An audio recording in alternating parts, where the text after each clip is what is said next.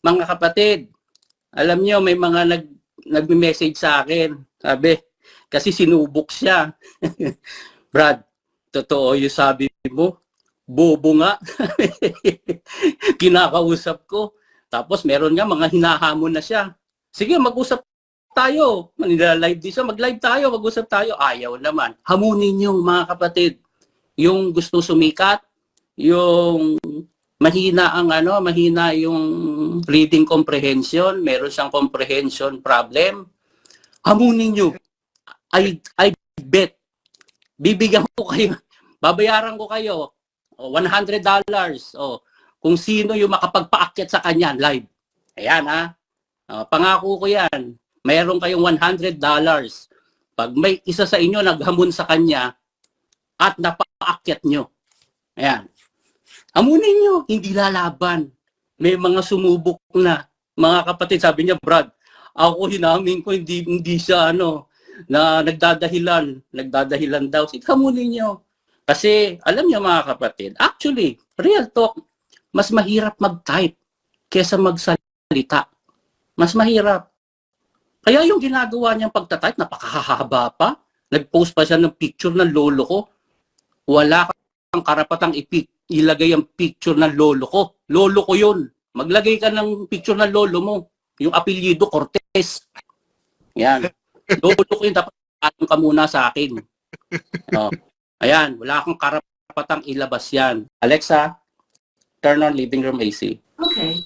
Kasi lagi namin binabanggit yung magkaroon tayo ng malinaw na pangunawa, gamitin natin yung isip natin sa paghahanap ng katotohanan. Siguro mag-share po kami ng tungkol po sa bagay na yan, mga kapatid.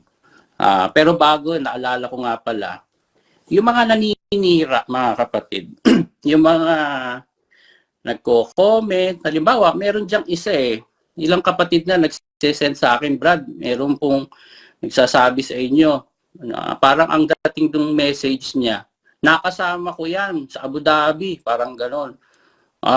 Kung ano-ano mga pinagsasabi niya. Sabi ko, hindi ako kilala niyan.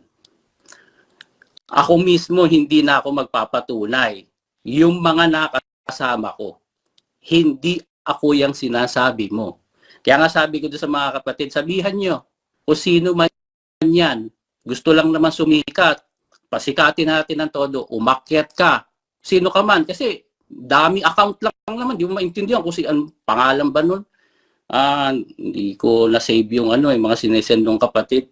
Kung sino ka man, sabihin niyo po, mga kapatid, yung mga pinagme-message noon, yung parang forwarded message lang naman wala raw ako utang na loob, di raw ako napagbigyan hindi lang ako napagbigyan.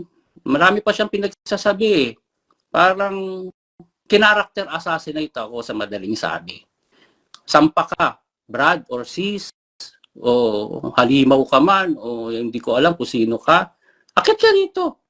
Lagi naman pag Sabado, o kahit halimbawa, nag-live si Brad Badong, na wala naman ako, umakyat ka. Tapos hanapin mo ako. Kahit nasaan ako, tol, tawagan mo ako. Kahit pa nasa trabaho ako, lalabas ako ng opisina, kahit nasa job site ako at maingay, sige, aalis ako para magkausap tayo. Para maliwanag. Totoo pala yung sinasabi mo Pwede mag-usap tayo. Yan. Sabihin mo sa mukha ko, right in my face, pagsasabihin mo lahat yan. Yan. Para pahiya ako. O yan, tapos. Diba? Tama yan. po. Yan, ganyan. At yung meron pang isa ayoko na siyang pangalanan to kasi sabi, di ba nga, hindi na nga natin siya pasisikati kasi laos na siya Laos. Ano na siya, Wala irrelevant. niya.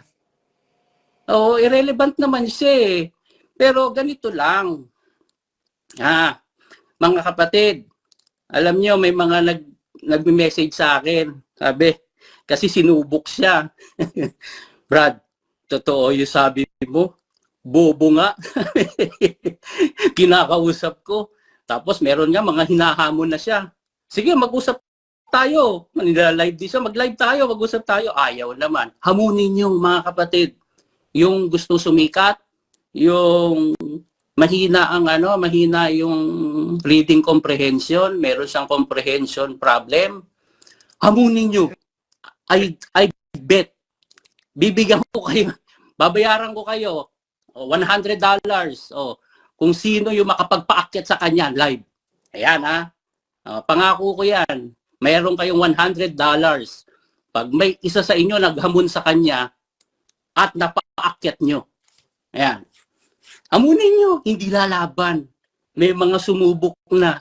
Mga kapatid, sabi niya, Brad, ako hinamin ko, hindi siya na nagdadahilan daw. Hamunin nyo. Kasi, alam niyo mga kapatid, actually, real talk, mas mahirap mag-type kesa magsalita. Mas mahirap. Kaya yung ginagawa niyang pagtatype, napakahaba pa.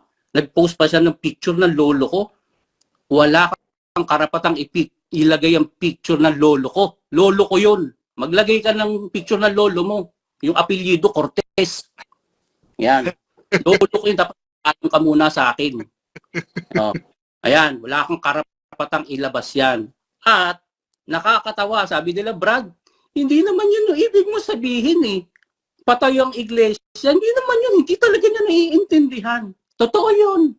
Sila na mismo. Kaya ikaw, pinahihiya mo lang sarili mo. Ngayon, gusto mo. O sige, sampa ka dito. Yan, sampa ka. Yan. Pero alam ko nga, hindi yan sasampa eh. Kaya, mga kapatid, kayo na maghamon. Yung mga, hamunin nyo. Hindi yan ang lalaban. May mga sumubok na sa kanya. Hamunin nyo na. Binabalato ko na sa inyo. At pag meron, nakipagdebate nga siya sa inyo, kahit wag na sa Papa sa Roma, kayo na lang. Meron akong pabuya, $100. Wag $500 naman, $100 lang. Yeah. Kasi hindi man ako milyonaryo katulad ng may property sa La Vista tol eh. Brad CJ. Ano na? Milyonaryo, hindi milyonaryo. Ay, sorry. Naku, nababa ako pa ang pasensya na, naibaba ako. Alexa, turn on living room AC. Okay. Sige mga kapatid. Siguro, pag-usapan po natin yung tungkol po sa halaga po ng paghahanap ng katotohanan. Gagamitin kasi yung isip natin mga kapatid. Alam niyo po, kung naniniwala po talaga tayo sa pagmamahal ng Diyos sa kanyang mga nilikha, merong reason bakit ang tao binigyan niya ng highest level ng pag-iisip sa lahat ng kanyang creation. Gagamitin mo yun. Hindi ka pwedeng maging mindless. Gagamitin natin yun. Ito, simulan po natin mga kapatid, basa po tayo. Sa Kawikaan 2:1 patuloy mga kapatid. Anak ko, kung iyong tatanggapin ang aking mga salita at tataglayin mo ang aking mga utos, na ano pat iyong ikikiling ang iyong pakinig sa karunungan at ihihilig mo ang iyong puso sa pag-unawa. So dapat yung pakikinig natin, naghahanap ka lagi ng karunungan. Tapos yung puso mo, naghahanap ka ng unawa. Nakuha niyo po yun mga kapatid. Yung punto lang na yun, hindi ka dapat mindless. Hindi dapat yung kung ano yung dinikta sa'yo, doon ka na lang. Ang linaw eh. Wag. Gagamitin mo dapat, hahanapin mo, ihihilig mo ang iyong puso sa pag-unawa. Tuloy po natin sa 3. Oo, kung ikaw ay dadaing ng pagbubulay at itataas mo ang iyong tinig sa pag-unawa, kung iyong hahanapin siya na parang pilak at sasaliksikin mo siyang parang kayamanang natatago, napakahalaga talaga ng pagsasaliksik ng katotohanan niyo. Para siyang pilak, sasaliksikin mo siyang kayamanang natatago. Ano sabi? Kung magkagayoy, iyong mauunawa ang pagkatakot sa Panginoon. Kaya makikita niyo po mga kapatid, ako ramdam po yung mga nagre-reach out sa atin, tol, meron lang takot sa Diyos.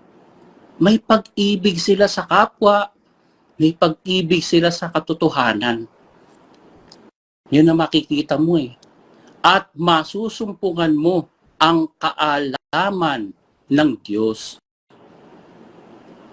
Hahanapin mo talaga yung kaalaman. Masusumpungan mo yun. Kailan? Pag ginamit mo yung isip mo. Pag naghahanap ka. Bakit? Sa 6, sapagkat ang Panginoon ay nagbibigay ng karunungan. Sa kanyang bibig nang gagaling ang kaalaman at kaunawaan. Kaya, para mo maunawaan, gagamit po talaga tayo ng isip. Hindi pwedeng mindless. Hindi pwedeng kung ano na lang sinabi, sunod. Pag sinabi, black, tanungin mo, why? Bakit? Diba? Pag sinabi naman, wag nyo nang tibuin yan. Bakit? Alamin. Magtanong na yan ang nangyayari ngayon sa loob ng MCGI. Ayaw nilang tumanggap ng tanong. Grabe. Di ba? Parang kay si Sneaky, tol, no? At pati rin kay Brad Mon. At pati na rin kay Brad John Cuencajo. At sa marami pa sa ating mga kapatid. Inalis na yun. Bawal magtanong. Pag nagtanong ka, branded ka. Bakit? Sumusunod ka lang naman eh. Sabi ng Diyos, mag-isip ka. Hahanapin mo. Nagtatanong mo lang naman.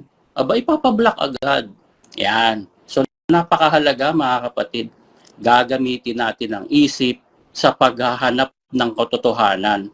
Kaya nga, ang bilin po ni Pablo huwag tayo makukontento mga kapatid Sabi po niya, siya sa atin lagi. Yung sarili natin Basahin po natin mga kapatid. Sa 13:5 ng ikalawang Korinto. Siya sa atin niyo ang inyong sarili kung kayo'y nangasa pananampalataya. Subukin ninyo ang inyong sarili. Hindi ba ganinyo nalalaman sa ganang inyong sarili na si Jesucristo ay nasa inyo? Maliban na nga kung kayo'y itinakwil na, ang Diyos nagtatakwil mga kapatid. Kaya ngayon nabanggit na po natin, napag-aralan natin noong nakaraan Diba? Ang Diyos umaalis Pagka tinalikuran mo siya, tatalikuran ka rin niya. Pagka hindi mo na siya sinunod, iiwang ka niya. Kaya dapat sisiyasatin mo lagi sarili mo. Bilin yan. Check mo lagi sarili mo. Kung nasa pananampalataya ka, susubukin mo ang iyong sarili. Pagka ang mangyayari sa atin, mindless, nasaan na yung pagsisiyasat? Nakita niyo po yung relevance mga kapatid.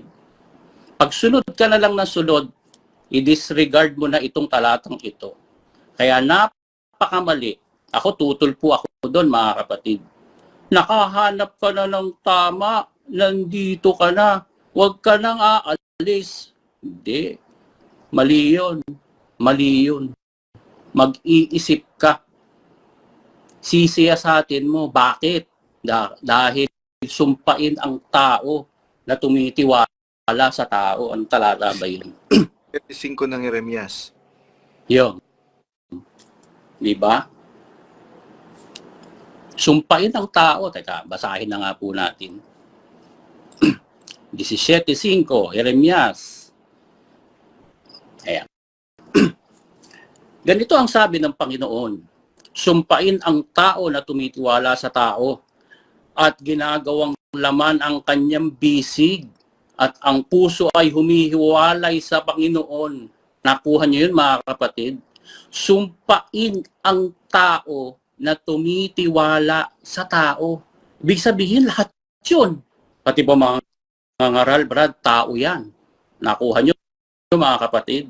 Maging sarili mo. Yun yung meaning nung sumunod At ginagawang laman ang kanyang bisig. Sinusunod mo yung sarili mo. Huwag mong susundin na sarili mo, yun ang ibig sabihin. Huwag susundin na sarili, kaya nga sabi, at ang puso ay humihiwalay sa Panginoon. Pag yung puso mo, sinunod mo, hindi yung kalooban ng Diyos. Yari ka, maliligaw ka. Kaya nga si Satanas, ganun na nangyari. Maliligaw ka. O, ganun ang mangyayari sa atin, mga kapatid.